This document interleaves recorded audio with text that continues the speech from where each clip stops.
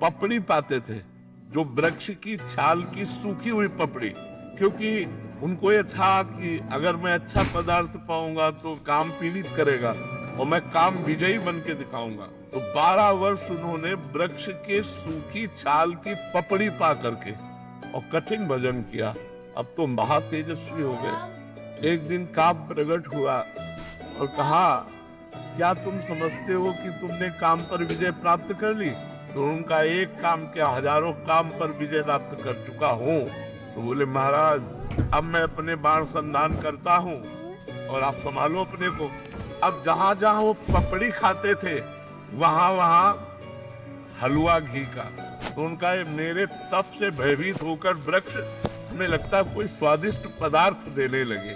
अब वो खाने लगे। एक दिन छम छम छम छम पायल करती हुई और एक कटोरा लिए हुए जे ही देखा ऋषि आ रहे तो ऐसे हलवा लगा के भाग। उनका, खड़ी हो जाओ, तुम कौन हो?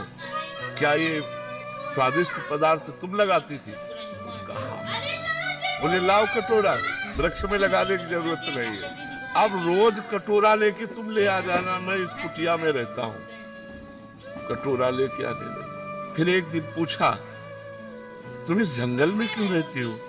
उनका, मेरी माँ तपस्विनी है तो मैं अपनी माँ के साथ रहती हूँ। तो आखिरकार तुम्हें ब्याह तो करना ही पड़ेगा। नहीं, अगर आप राजी हो ब्याह करने के लिए तो मैं कैसा रहूंगा आपके लिए? अरे महाराज, हम तो आपके सेवा में लगी है, आप आदेश कीजिए।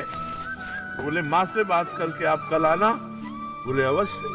दूसरे दिन पधारे। महाराज, मैं निराश हूँ, ब्याह नहीं हो सकता। बोले, क्यों? बोले, माँ ने एक शर्त रखी है कि अपना मुंह काला करके मुझे पीठ में बैठाल कर और अपनी कुटिया से और मेरी माँ की कुटिया तक आपको घुटनों के बल चलना पड़ेगा और मैं आपके पीठ में, और ऐसा मैं आपसे करवाना नहीं चाहती। महाराज राजी हो गए, मुंह काला किया, पीठ में बैठाला, घुटने के बल चले। और जब वहां पहुंचे तो काम खड़ा था। उसने कहा, ये मेरी रची हुई माया है, मैं ही हूं इसका स्वामी। बोल, तेरी तपस्या कहाँ गई?